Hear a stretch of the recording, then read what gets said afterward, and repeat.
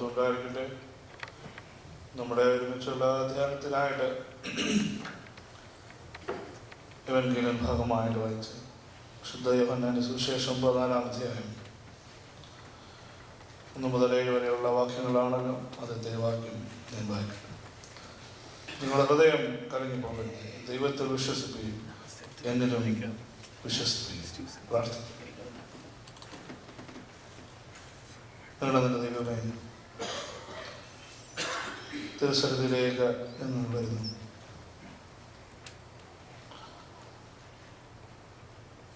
തിരുവചനം നിങ്ങളെ ആശ്വസിപ്പിക്കുകയും ധൈര്യപ്പെടുത്തുകയും ചെയ്യണമേ. ഒരിക്കൽ കൂടെ അഭിനന്ദ സക്രിയാസന്മയുടെ ജീവിതത്തിനായി തന്നെ ഞാൻ സ്തുതിക്കുന്നു. കാലം സഭയ്ക്ക് നൃത്തം കൊടുക്കുവാനായിട്ട് ഇതിന് മക്കളെ നിയോഗിച്ച് ഈ സഭയെ വളർത്തുമാറിയതിനായി സ്തുതിക്കുന്നു. തുടർന്നുള്ള എല്ലാ ശുശ്രൂഷകളുടെ മേൽ കൃപ നൽകണമേ. വചനം ധ്യാനിച്ച വചനപ്രകാരം നിങ്ങളുടെ ജീവിതത്തെ ക്രമീകരിക്കുവാൻ ശക്തീകരിക്കണം. യേശു ക്രിസ്തു മുമ്പ് അപേക്ഷിക്കുന്നു, ദയവോടെ കേൾക്കണമേ.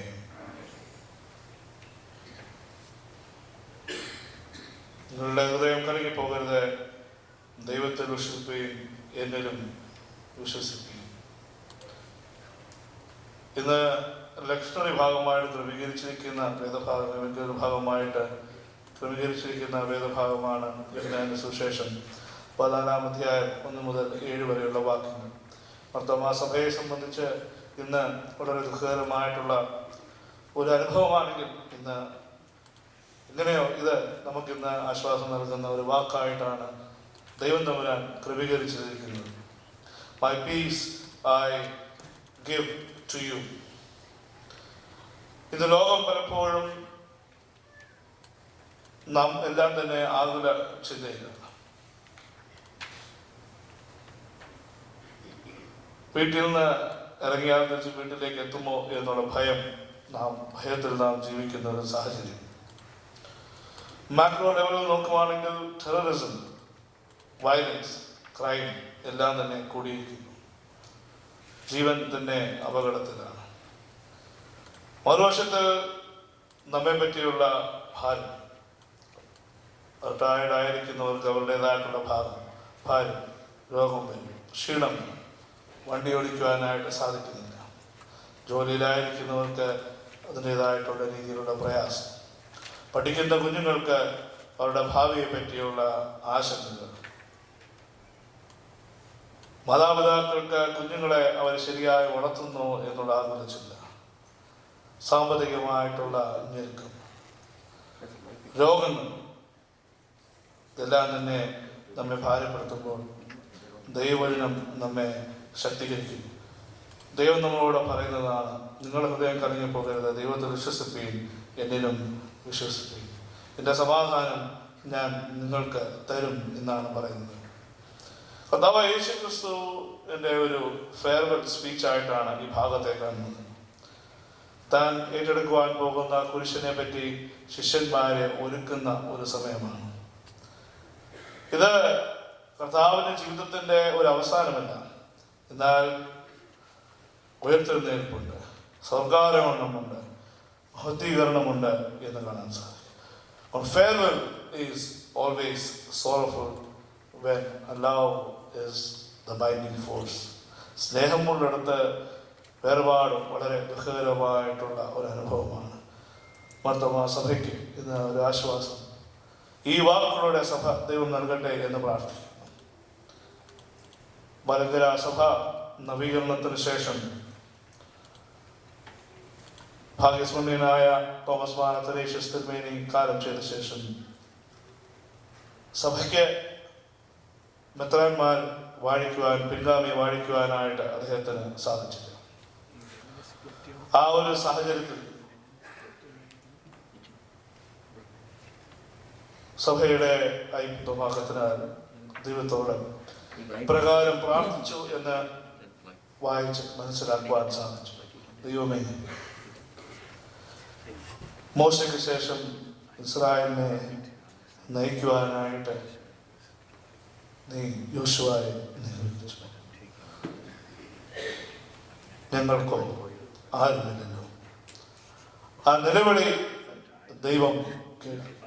ആകാശത്തിൽ കാർമേഘങ്ങൾ മുഴുകിയിരിക്കുന്നു, വെളിച്ചം കാണുവാനായിട്ട് സാധിക്കുന്നില്ലല്ലോ എന്ന അച്ഛൻ്റെ പ്രാർത്ഥന ദൈവം കേട്ടു. അങ്ങനെയാണ് തൊഴിൽ സഭയുടെ ഉത്തരാപോലിത്ത അവിടുന്ന് ഈ നവീകരണ ദേശത്തേക്ക് അവിടുത്തെ വിശ്വാസികൾ അകമ്പടിയോടെ കൊണ്ടുവരികയും ഈ സഭയ്ക്ക് പിൻഗാമിയെ നൽകുകയും ചെയ്തത്. അഭിയന്യ കൊള്ളോസ് തിരുമേനി, അത് അഭിയന്യ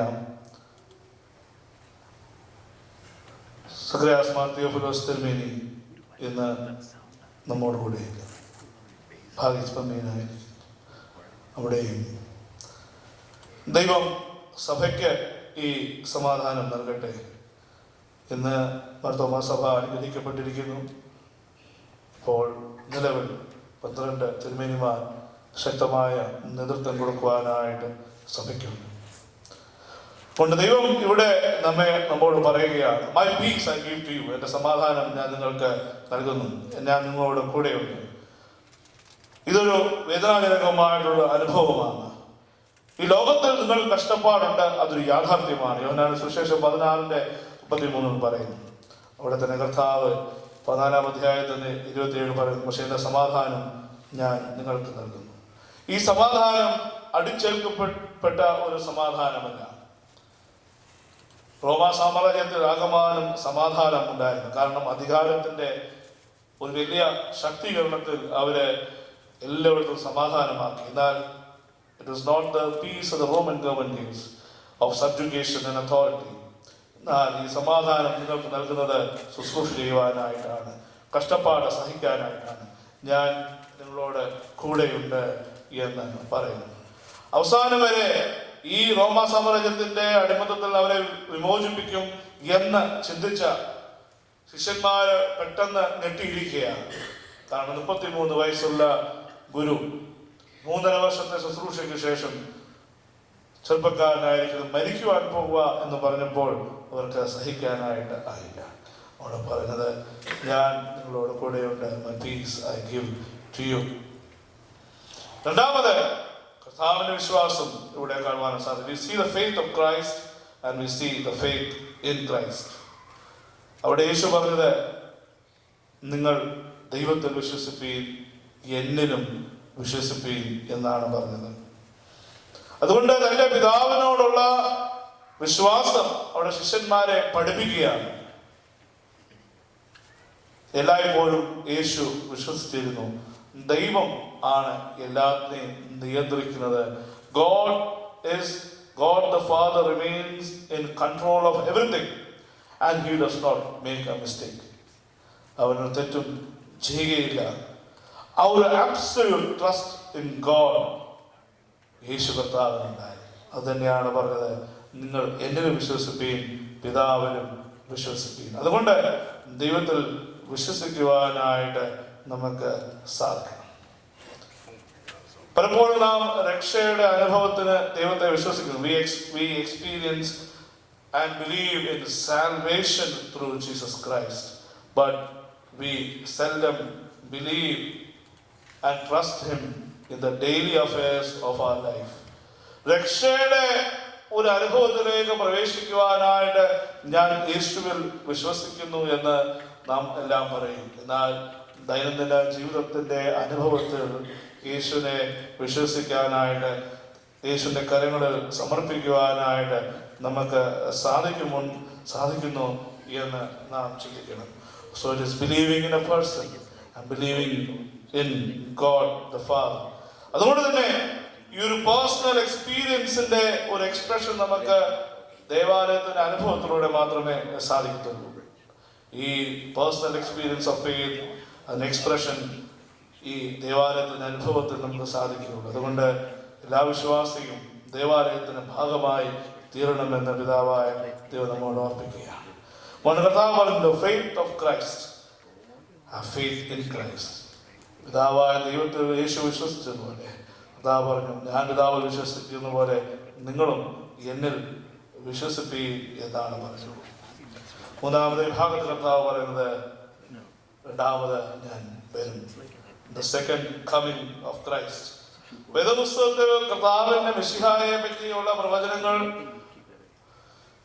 പഴയ നിയമം പുതിയ നിയമത്തിൽ ഉള്ളതുപോലെക്കാട്ടും കൂടുതൽ രണ്ടാമത്തെ വരവിനെ പറ്റിയുള്ള ഏകദേശം 300 പരം പ്രാവശ്യം പുതിയ നിയമത്തിലും 1800 പ്രാവശ്യം പഴയ നിയമത്തിലും ഈ രണ്ടാം വരവിനെ പറ്റിയുള്ള കാര്യങ്ങൾ പരാമർശിച്ചിട്ടുണ്ട്.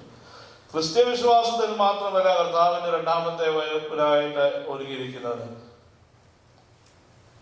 ഇസ്ലാം മതത്തിൽ വിശ്വസിക്കുന്നവരും ഈ രണ്ടാമത്തെ വരവിൽ കർത്താവായ യേശു ക്രിസ്തു വരും ഇത് തന്നെയാണ് വിശ്വസിക്കുന്നത്.